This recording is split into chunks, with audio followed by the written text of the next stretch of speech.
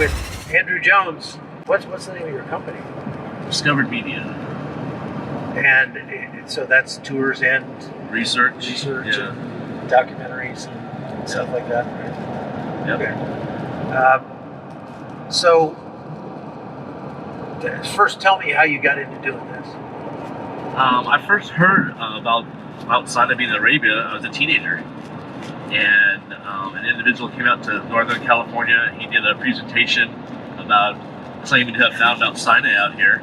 It was a school night. My father went to the session, the lectures, instead of me going, and he came back and said, hey, this guy said he found Mount Sinai and all these things. So I went and bought the book, and then I called the guy up. Back then you had to dial 411, and the operator gave me the guy's phone number, and I called him up. And he told me about, I had all these questions as a kid. I kept on calling until my parents saw the phone bill. There was no unlimited phone calls back in the 90s. And so I said, I have to go to Mount Sinai. And it was just a lifelong dream to come out here and research it. And so originally I came out here just as a researcher, trying to see what these people were claiming to be out here. And so I started coming out here in 2016. We got a business visa from a Saudi prince. And he knew this guy, knew a friend of mine, and so we were able to come in on a 5-year multi-entry business visa, and because of that, I was able to go back and forth multiple times, and so I've been back now like 25 trips so far. Okay, so for people who are not up to speed on the controversy between the Egyptian Mount Sinai and the Arabian Mount Sinai, explain that to us. Yeah, so if you look at a Bible dictionary or the back of your Bible on a map, you'll see there's probably 15 or more proposed Mount Sinai sites. It's not just one or two. And the reason is because people forgot where was Mount Sinai. And so you have different scholars and others saying that this mountain is the real Mount Sinai. And so you do have a group of people who have looked in northwest Saudi Arabia because it's the land of Midian. And they say Mount Sinai had to be near where Jethro lived because Moses fled Egypt and went to live with Jethro. And everyone agrees that Mount Sinai, the land of Midian, is in northwest Saudi Arabia. That's a given. But you still have those who accept the traditional Mount Sinai, and which kind of started with Constantine's mother. She had a vision that this was the correct mountain peak in the southern Sinai Peninsula, which is part of modern-day Egypt. And so you have these two main camps, basically. You have St. Catherine's Monastery and Jebel Musa over there in Egypt, and you have those looking around Jebel al-Lawz here in Saudi Arabia, the land of Midian. So the one in Saudi Arabia is Jebel al-Lawz. Yes, it's not Jebel Musa. Yeah, well, so here's what's interesting. Some people call it Jebel Musa. Exactly. So, for example, when Ron Wyatt, he was the initial American explorer checking this out. When he first came here, he met a Bedouin, and the Bedouin said, Jebel Musa Hina, here is the mountain of Moses. And this was not something like he put in the guy's mind. This is a local just coming up to him and saying, this is the mountain of Moses, Jebel Musa. So that's kind of the locals here call it Jebel Musa also. They do. Obviously, you'll find locals in Egypt saying the same thing. Right. But, yeah. But I asked the Bedouin, that guy we were out with in the Sinai Peninsula, I asked him where Jebel Musa is, and he said it's in Saudi Arabia. Yeah, it's interesting. I actually know some Egyptians, and they believe it's over here too. They said, no, that's just a traditional site for the tourist in their country. So how did St. Catherine's come to be kind of the traditional site for Mount Sinai?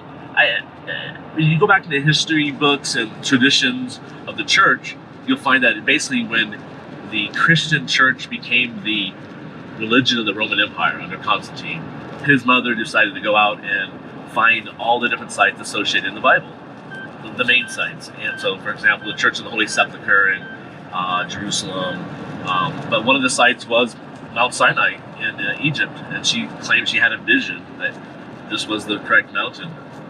So it was a vision from her, not any scientific inquiry or anything. Yeah, that's usually how these traditions start. It's like one person saying God led them there, and they just tell others, and everyone starts coming. Right. So, describe the site that we went to yesterday, where it is, and what it's like, everything like that. Yeah, so the mountain peak itself is called Jebel Makla. It's one of the peaks in the Jebel Alaw's range. And this is a coastal mountain range in the land of Midian.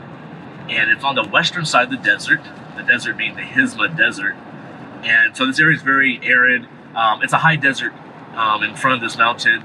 And it fits the biblical account where it says that Moses took his flocks to the western side of the desert where he went to the mountain of God and saw the burning bush.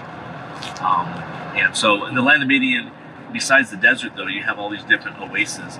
And so this mountain is near the main Midianite ruins where Jethro probably lived in El Bada, modern town of El Bada.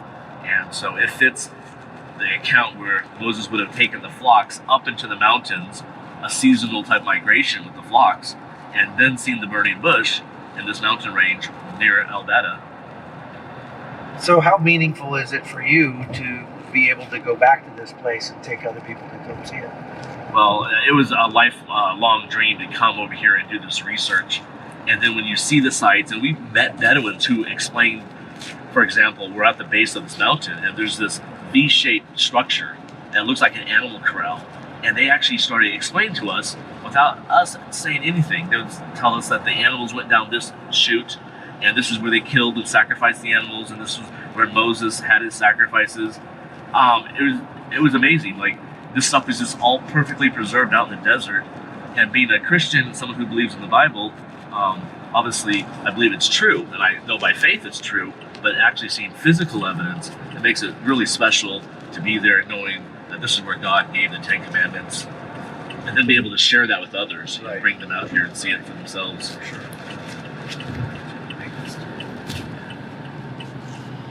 If I miss this, we'll be heading to the Jordan border.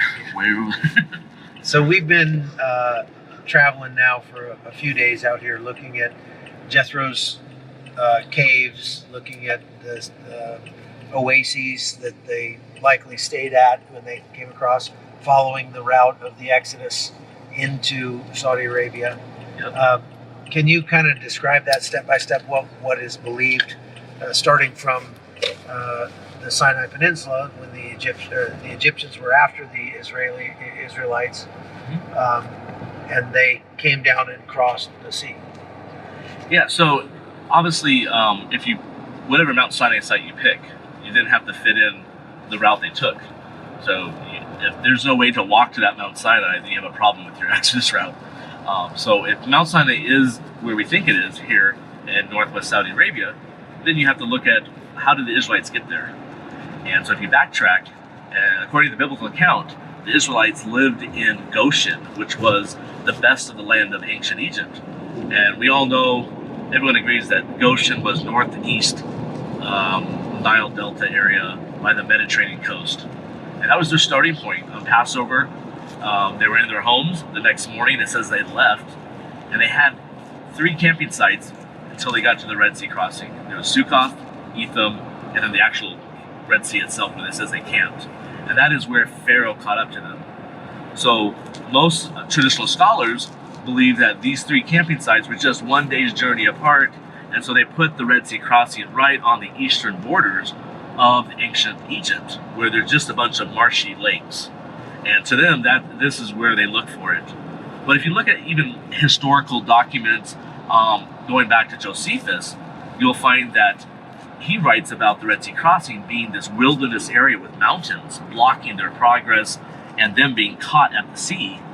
And there is no mountains, zero way to get lost on that eastern marshy lake area. And so you have to look for another Red Sea crossing. And so if Mount Sinai is in the land of Midian, then that opens up the possibility of the Gulf of Aqaba, which is part of the Red Sea, is the real area where they crossed over. And there's only one spot on the Gulf of Aqaba that has all of these factors coming together, where you have mountains enclosing a large beach that can fit the Israelites and the Egyptian army, that has a walkable path underwater, and also has a large beach area on the other side of Midian.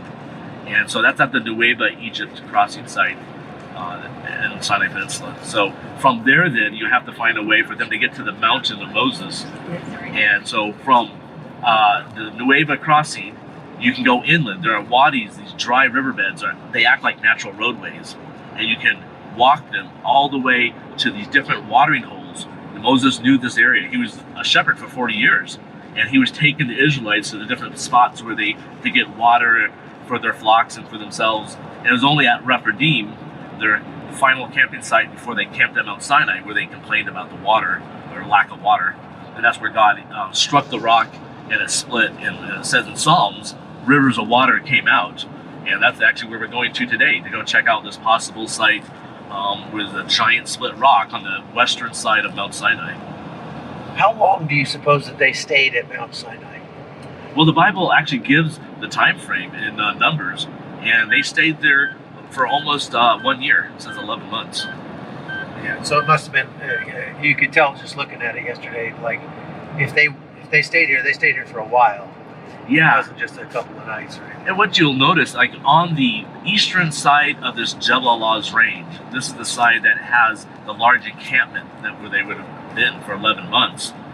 It's a high desert with green foliage growing out there. It's cooler in the summer versus we're going to be on the western side today, which is a lot hotter and lower elevation. But on the other side, you'll find Bedouins living there in like little towns currently today. And this is the area we believe the Israelites encamped. Okay. So let's talk about the mountain itself. It appears to be burned on top, but we don't really know exactly what caused that necessarily, right? Yeah, so when you're standing at the base of this mountain looking up, you'll see one of the peaks there, and it looks black with no shadows up there, no clouds. And we know that the rock is basalt. So it's been tested. Basalt is a volcanic rock. So this type of mountain, you'll find these in other places in the world where you have a basalt top to it, like a dark type of rock, and then the bottom, which is granite in a lighter color, pushes the mountain up. And so when the mountains finally form, you have the top black and the bottom in a totally different color. What is something we don't know yet is if that basalt is unique. Like, is it different from all the basalt in the world? I mean, I don't know how you would test it. What was divine fire? Like, what did God's presence physically change the rocks? Yeah. And we actually have sent samples off to a lab in Israel that has a high-tech nanotechnology lab, and we're just waiting for them to finish their testing on it. We'll let you know, too, if there's anything interesting on it. But otherwise, it could just be like how God's presence was at the burning bush, but the bush did not burn. His presence did not physically change the bush. So it could be that way on the very top of this mountain. But yeah, it's something we're still studying. It's fascinating to look at. It's definitely, there's a lot of weird geological stuff going on that mountain. I've never seen such an interesting mix of the granite with holes bored through it. Yeah, the wind shape. Yeah, and it gives these shaped by the wind and everything. weird Just shapes. amazing. Yeah. Never seen a place like that. So, what is your takeaway from what you've seen with the Mount Sinai controversy and what we've seen here in Saudi Arabia? Well, I think if those who want to have physical proof or need physical proof for the Bible, this is something important because it gives you actual sites that match almost 100%. There's still questions like which wadi they walked up, but the main sites, they match the biblical account. And the Exodus has always been something that scholars today have disputed. Like, where's the physical proof that this even happened? It's a myth that was created later by Israel as to say this is how their country was formed. But with this proof being out here in the middle of the desert, I think it's very important for not just biblical archaeology, but for believers and those who are searching for something to believe in. Yeah. So this new city, NEOM, is threatening the site. Tell me about that. So NEOM is this big $100 billion project by the Saudi government. And it's basically taking over northwest Saudi Arabia, the Tabuk province that we're in. And it's going to cover most of the land of Midian. And so their idea is it'll be like a high-tech Dubai where there'll be multiple different types of cities throughout the region. They have a whole floating city. There's a city they call the Line, which will go from the coast all the way up into the mountains of Midian underground. And they just announced this next city, which is up in the mountains of Jebel Lawz. This whole mountain range we believe to be the mountain of God. And so you will find, as you're driving around the desert, these brand new roads that they're putting in, and this whole camp set up for the workers. So it's a multi-year project. We're just hoping that they don't not just ruin the view, but destroy anything of biblical significance out there. Yeah, now when you're talking about things of biblical significance in Saudi Arabia, that raises some problems with Saudi Arabia because, for example, it says in the Quran that Mount Sinai is in Egypt. So by saying that this is the real Mount Sinai, you're kind of disproving the Quran. And that, I think, might cause some issues with Saudi Arabia. What problems have you had? Well, it's interesting. We had a group with us, and they happened to stay an extra day. They went to El Bada, which is the hometown of Jethro, and they met a French team out there working, doing excavations in the Midianite ruins. And they asked them, like, what do you guys hope to find and all this type of stuff. And the French archaeologist was explaining how, well, we're coming across Nabatean pottery. These are a group of people from the time of Christ, and they were living in this area at that time. But he said, so then my friend asked him, well, are you going to find Midianite pottery, stuff earlier from the Old Testament period? And the French archaeologist said, well, that's a very political, hot topic, and we don't really talk about that. So oh, wow. It was just something, this was 2 or 3 years ago. Now, they've opened the kingdom to tourism. So you can come out here as a tourist, and they are talking about this whole archaeological open-air museum that they're going to build around El Bada, which they call the hometown of the prophets, because you have the prophet Shuaib, who is the biblical Jethro prophet, and then you have the prophet Moses. So they're making this open-air museum, but will they go any further and say Mount Sinai is over here and preserve everything else? That's a big question. Yeah, for sure. And they had fenced off the Mount Sinai for a time. Why did they do that? So the first American out here was he came out here in 1984, Ron Wyatt, with his 2 teenage sons. They could not get any type of visa back then to come in, so they illegally snuck over the border with Jordan. And on the way back, they got caught at the border and were arrested and taken prisoner for almost 3 months. And because of that, news got out about these Americans who were, here. And so one of the local princes found out about the story, a prince from Tabuk, and he then contacted Ron and invited him to come back the next year. And so Ron came back legally in 1985, and they spent a couple days at the mountain, and that's when they found the cow petroglyphs, which could be the golden calf altar site. They found these wells at the base of Mount Sinai, and they investigated the altar of Moses with the marble columns and everything. And because of that, the local police who had interviewed Ron and had interrogated him the year before, they found out that Ron was back, and that caused a big issue again. But what happened, they ended up calling in the Saudi archaeologists to check out these American claims. Like, hey, this guy is saying they found all this evidence at this mountain. The archaeologist saw the video. He came out to Tabuk and met them and watched their videos. And he actually congratulated them, saying, yes, congratulations, you found Mount Sinai. Please stay and excavate. Ron didn't do that. And so because of that, they told him, never come back here. Don't tell anyone. But because of that meeting, the archaeologists, they fenced off the mountain, put up these big signs saying, do not enter. And that's been that way until recently when they started bringing in tourists. And the fence just got pushed over? Well, not by the tourists. So in I think it was 96 or 97, a flash flood came through, one of the decade storms, and it knocked it over. They never, they fenced off the site. They did nothing else. They didn't upkeep it or anything. So the fence has been knocked down for a while. So is it still technically illegal to go in there? No, because the Saudis will bring on their own tour groups. We met many Saudis out there who are official guides, whatever. They go right through it. Oh, okay. And so we even talked to them, like, what's the plans? And before the pandemic, they were mentioning stuff like, oh, we're going to build a pathway for the tourists to walk. And but nothing's happened yet. Wow. Okay. Cool. So what are your plans for the future?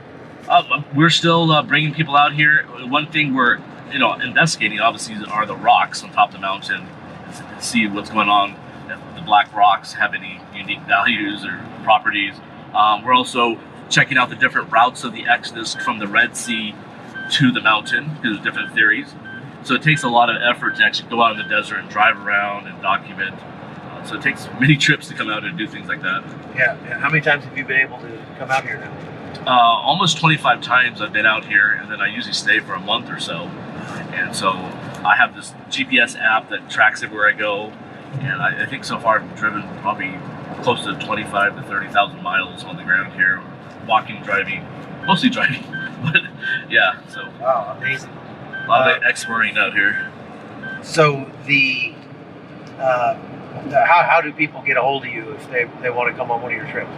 Yeah, so they can go to discoveredsinai.com, and it has all the information there. There's a tour link, and they can read the itinerary and watch the YouTube videos. They can look us up on YouTube, Discovered Media, and they can see what it's like to be on a tour. So. Awesome. Well, thanks. I appreciate it. We've enjoyed it. Thank you, Chuck.